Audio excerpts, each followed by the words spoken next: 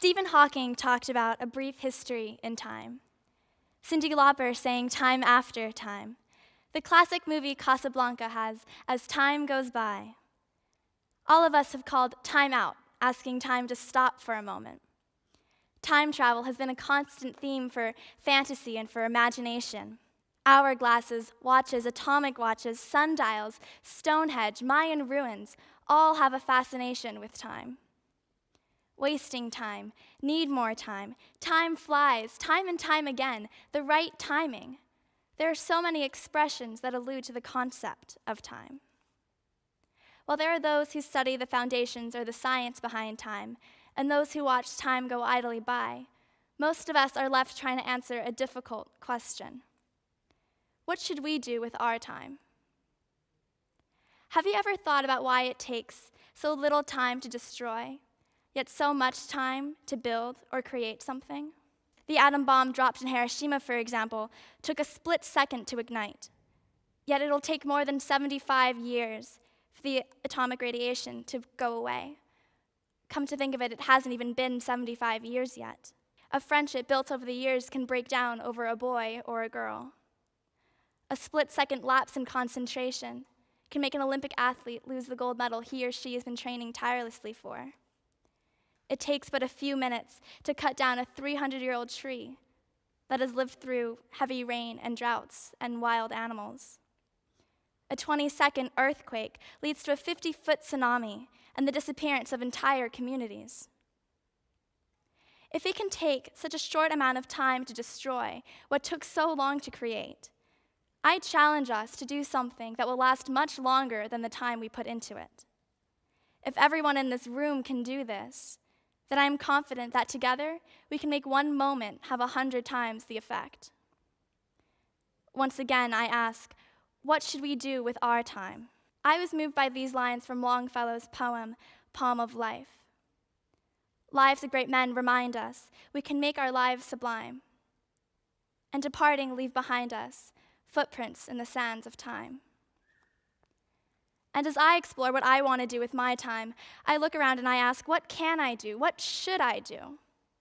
And this has been a really hard question to answer. There's always something to do. Deerfield is a clear testament to that. I mean, here you all are listening to TED Talks by high school students. I know that for myself, at least, what I do with my time is very dependent on where I am. I've grown up overseas, in Egypt, Bulgaria, the Philippines, China, but everywhere that I went, I saw examples of the power of time.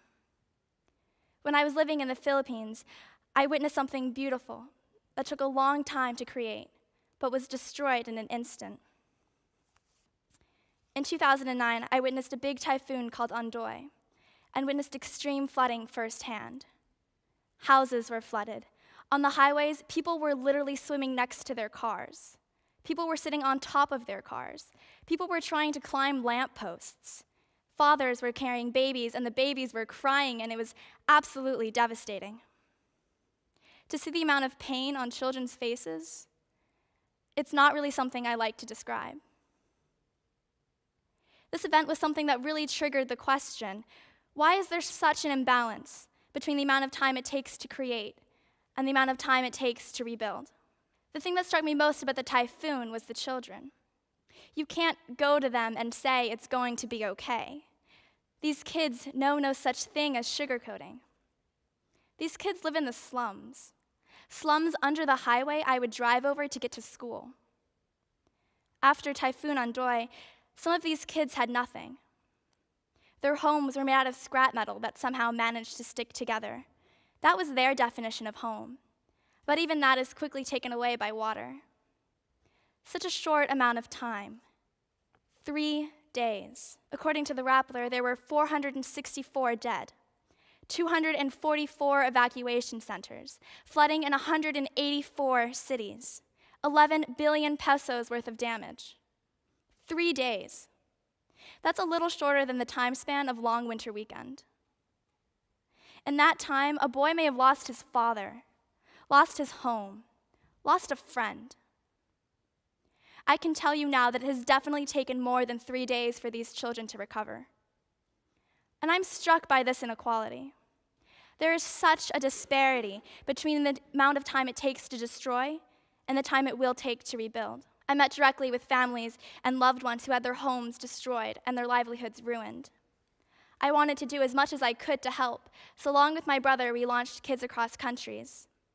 Last year, we raised over $2,000 through the communities where we had previously lived.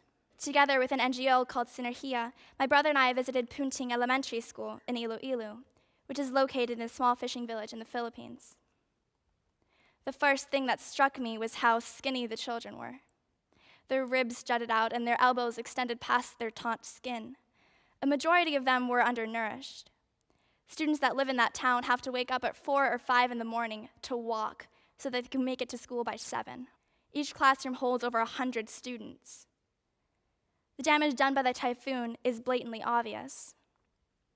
One indication is the fact that the roofs had been blown off. Some of the roofs are now patched up, while others are still under construction. When interviewing children, we found that only 3% of the students had the necessary school supplies. It was heartbreaking to see their conditions, but it was empowering to see their spirit. They were passionate about learning, and their teachers really were inspirational. This was 5 years after Typhoon Ondoy. Though the news about the typhoon may have stopped, the people there still haven't recovered. Time, as we can see, is very important and is very unbalanced. Natural disasters like typhoons are large and very fast. They strike in a minute, but the damage they leave behind is astronomical and takes decades to recover from. Though this experience was devastating, it gave me hope. I see this experience and service in general as a counterexample to the imbalance between creation and destruction. There were a lot of people who supported my brother and I on our trip to Iloilo.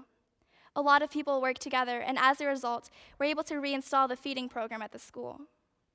Originally, the school had a feeding program, but the sponsor pulled out. So the situation when we got there was that only the most severely undernourished, which was determined by weighing the students each day, were able to get a tablespoon of condensed milk at lunch. Parents were stuck in a difficult predicament. Well, of course, they wished that their children weren't undernourished. A small part of them wished that they were, so that they would be guaranteed to eat that day. By reinstalling the feeding program, my brother and I were able to create something that will last much longer than the time we put into it. The way that I look at it is, yes, it may be that the natural tendency of the world is set so that destruction is quicker than building or creating. But I believe that it is our duty to try to counteract this imbalance. And I truly believe we can. I believe that a lot of people working together can be just as powerful as a typhoon. I believe that if we all work together, we can have a long-lasting impact that will be beneficial for future generations to come. I may be called overly optimistic for believing so, and maybe I am. But I know that I made a difference that day, and that's worth all the time in the world to me. So once again, I ask you, what should we do with our time? Ladies and gentlemen, one act of kindness can equate to 100 smiles. One good gesture can lead to 100 children fed. One day of people doing good can equate to 100 years of goodness. This is how I chose to use part of my time. And I hope that when you check your smartphones for the time, or if you're old-fashioned, check your watch to see if you're running late, that you think about doing something good. And if you do, you would not have wasted 10 minutes listening to me today. Remember, it only takes one day to make 100 years, and that together we can equalize the inequality between creation and destruction in our journey through time. Thank you.